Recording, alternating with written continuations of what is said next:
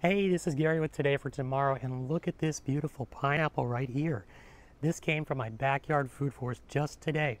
I'm going to take you on a tour of my small backyard food forest, show you all the wonderful fruits I'm really getting out of this small space. Hopefully you will make the decision to do a food forest in your backyard because they really are wonderful for our planet and for us. Let's check it out. Okay, some of you might have seen my other videos, and if so, you can watch how much this food forest has grown. But we're going to start here in the backyard. This is facing south, and this is a longan tree. It's taken a long time to get moving, but now it's finally starting to grow. So we should see fruit out of that in another year or two. Down this whole back row here, this whole hedge line is ficus, and I'm replacing it with Suriname cherry. So all the smaller bushes in front are Suriname cherry, with the exception of a couple blueberry bushes right here. The Suriname cherries have produced a ton of fruit in the springtime, and some of them are flowering again, so we're going to see some fruit here shortly. Here's a relatively new addition in this little lime tree. I've moved it around a couple times, but it's going to find a permanent home here, and as you can see, there's already quite a few limes on it. Really fruiting well. Moving on down through here, this little tree here is a mamey sapote, and it's been taking its time. It's a very slow grower, but it's happy right here in this little spot. For those of you who saw the last video, this June plum had almost no leaves on it, and that was a month or two ago. Now it's really taking off. This is something I have to constantly top. It's such a fast grower. It will definitely fruit next summer. Here we have Grumachama cherry. This had some fruit. They dropped off. I've been away on vacation. We might have had a big wind event, a tropical storm, something like that.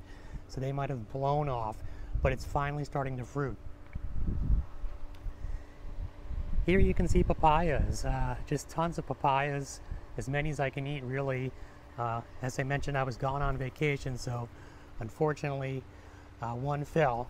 I missed that one, but plenty more.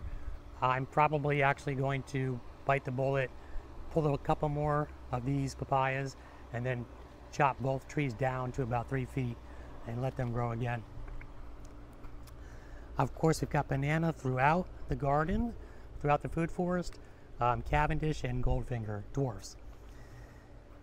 Here's a Glen Mango, one of my canopy trees. If you haven't seen earlier videos, you have no way to compare it, but this thing has really taken off this spring. It's doubled in size. Will definitely fruit next year. Down here we get the pineapple patch. That's where this guy came from just this morning. And I've got another one about ready to pick. Speaking of bananas, there you go. I think this is the Goldfinger. Might be the Cavendish, and I think that it doesn't matter. It's dwarf banana, and they'll be ready to pick in about another 3 weeks. Here we have another mango. This is a Glen Mango.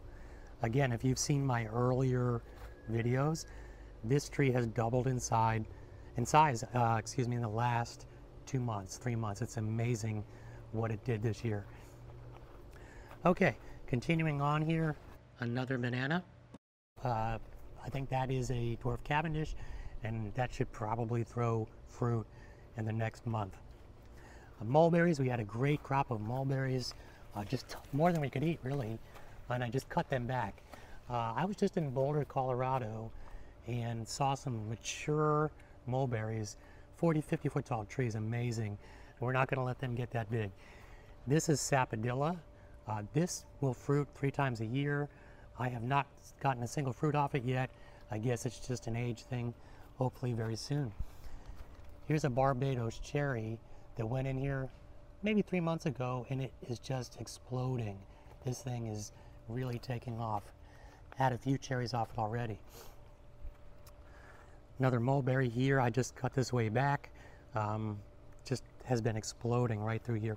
You'll notice my ground cover is predominantly flowering peanut. Okay, these kind of purplish, reddish plants here are Amperance. I had a few seeds left over, and I just threw them in here before I went on vacation, and about a month before I went on vacation, and they've really taken off. And they're just or just a grain similar to quinoa. This plant here is sugar apple, and this one has really taken off. It's doubled in size, and I think I can show you, yes, there's actually some sugar apples down here. There's one there, and there's one there. That's just a delicious fruit if you've never had it. Here's another sugar apple tree here. I don't see any sugar apples on it now. And of course more of this amaranth. And moving back to the back here, we have lemongrass, which just is almost uncontrollably growing. Constantly cutting that back. You might have noticed rosemary before. Here's some more. Here's a Haas avocado tree that's really taking its time, but just this spring it's easily doubled in size. More dwarf bananas. Back here we have red jaboticabas that are finally getting established and growing well. Some basil, some ornamentals back here, and then a carambola, a star fruit that's really established well. I've gotten one fruit off it, and now it's just in growth mode. And then way back here, the kind of stringy thing there is edible ginger. Okay, that's the back and the side yard. I'm going to take you around the front now where I have some really nice, big, mature red bananas. Let's check those out. Here are the red bananas. I have a big stand up in the front here. You can see a small bunch there. And every one of these trees is giving me bunches constantly. There's a really big bunch right up here I'm going to show you. There we go. And that's about 45, 50 pounds up there.